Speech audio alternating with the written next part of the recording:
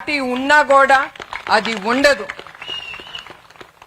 ఎందుకంటే మళ్ళీ ఒక ఇన్సిడెంట్ మీకు గుర్తు చేస్తున్నాను. చంద్రబాబు నాయుడు గారు విభజన అయిన తర్వాత ఆంధ్రప్రదేశ్ స్టేట్ విభజన అయిన తర్వాత ఆయన ముఖ్యమంత్రి అయినప్పుడు ఒక ఆరేళ్ల పిల్ల మీద 60 ఏళ్ల అబ్బాయి అత్యాచారం చేశారు. ఒకటే అన్నారు పోలీస్ డిపార్ట్మెంట్ తో, మీరేం చేస్తారో నాకు అనవసరం, ఆ నిందితుడిని రేపు పొద్దున నా ముందల నుంచో పెట్టాలి అనేది ఒకటే చెప్పారు.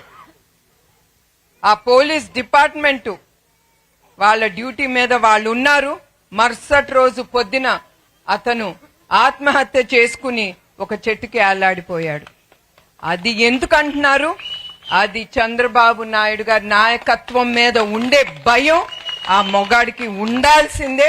మన స్త్రీల మీద ఆ అత్యాచారాలు ఎప్పుడు జరగకూడదని ఆ భయం ఉండాలని ఆయన అట్లా కోరారు. తప్పకుండా మన స్త్రీలకి ఆయన పరిపాలన కింద తప్పకుండా రక్షణ అనేది కలుగుతుంది.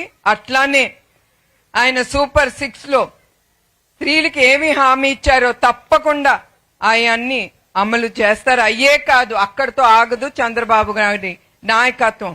ఆయన ఇంకేమి చెయ్యాలి, ప్రజలకి ఇంకేమి చేస్తే వాళ్ళు సంతోషంగా ఉంటారు. ఆ సంతోషంతో మన రాష్ట్రం అభివృద్ధి చెందాలి.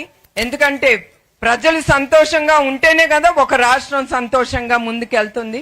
అవునా కాదమ్మా? కుటుంబం ఎంతో రాష్ట్రం కూడా అంతే. సో తప్పకుండా మీకు ఆయన తప్పకుండా చాలా పథకాలు తీసుకొచ్చి ప్రజల కోసం ఆయన ముందుకెళ్తారు. ఒకటే మిమ్మల్ని కోరేది, ఒక్క 5 సంవత్సరాలు మీరు అప్పుడు ఆయన గెలిపించారు. మనకి ఒక రాజధాని లేకుండా అయిపోయింది. ఎందుకంటే మీ ఇంకొక 5 సంవత్సరాలు ఈ రాక్షస పాలన వచ్చింది. అదే చంద్రబాబు నాయుడు గారు ఇంకొక 5 సంవత్సరాలు ఉండుంటే మన రాష్ట్రం అభివృద్ధి చెంది ఎక్కడో ఈ యావత్ భారతదేశంలో నంబర్ 1 స్టేట్ గా ఉండేది. అదే కాకుండా ఇప్పుడు కూడా ఇంత అరాచకాలు జరిగినా కొంతమంది ముందుకొస్తున్నారు అంటే మీరు ఒకటే గుర్తుంచుకోవాలి,